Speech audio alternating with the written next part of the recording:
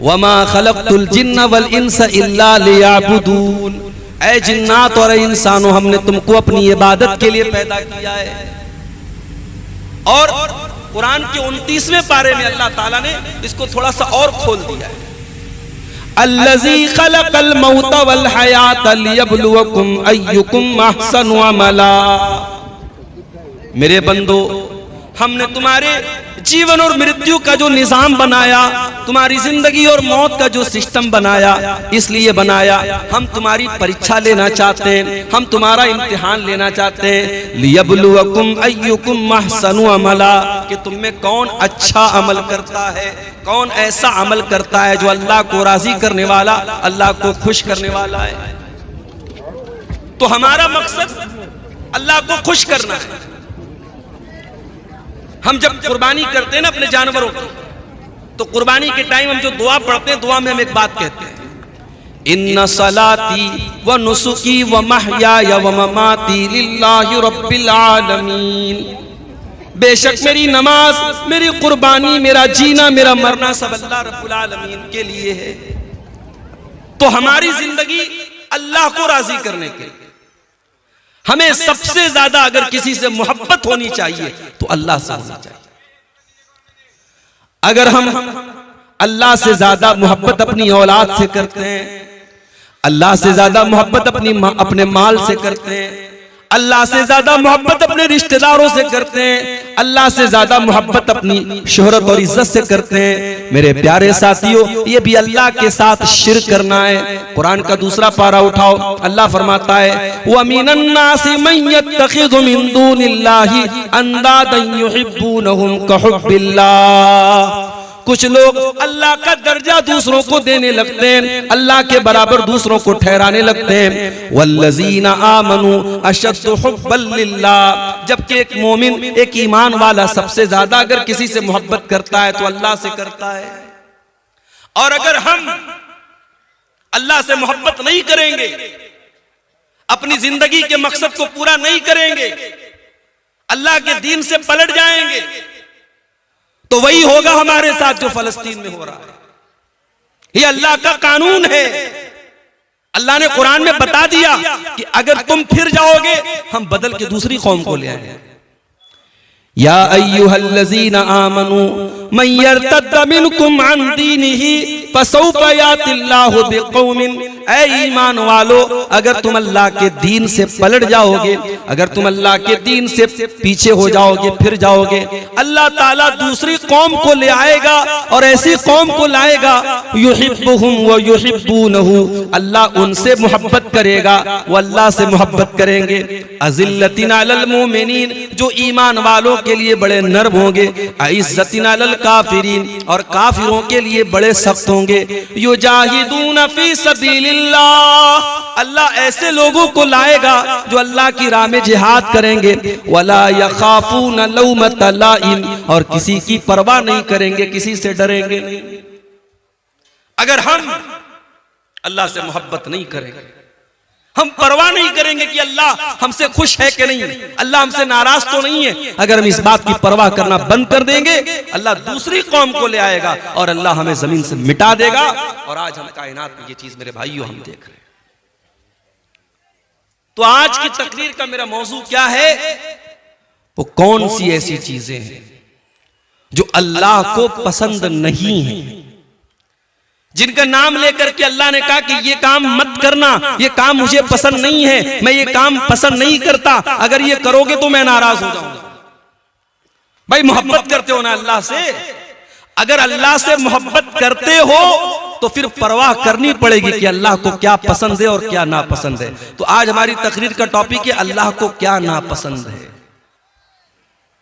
तो सुनेंगे इंशाअल्लाह, और सिर्फ सुनना नहीं है, इंशाअल्लाह अमल भी करना है। जितनी चीजें बयान की जाएंगी कुरान की रोशनी में और हदीस की रोशनी में बयान की जाएंगी, और नंबर से मैं बयान करूंगा।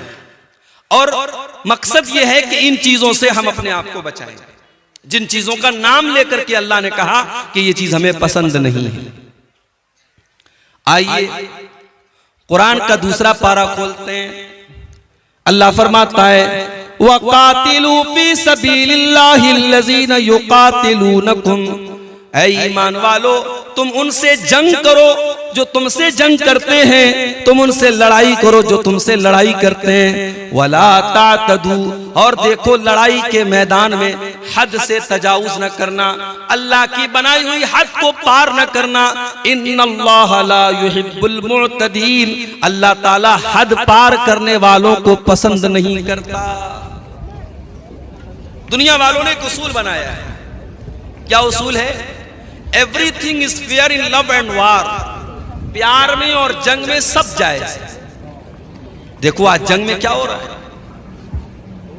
एक तरफ हमास ने हमला किया इसराइल पर और 400-500 लोगों को मारा। मीडिया की रिपोर्ट्स ने बताया बच्चे भी मरे, औरतें भी मरे। इस्लाम के अकॉर्डिंग गलत है बच्चों को मारना, औरतों को मारना। जो जंग के मैदान में नहीं आया, जो लड़ नहीं रहा है, उसको नहीं मार सकते। अगर हमास के हमले में बच्चे मरे, हम कंडेम करते हैं।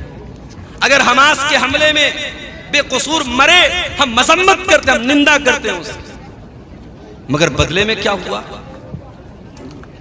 500 के बदले में 7000 लोग अब तक मारे जा चुके हैं। मीडिया की रिपोर्ट है। पूरा शहर गाजा तबाह हो चुका है।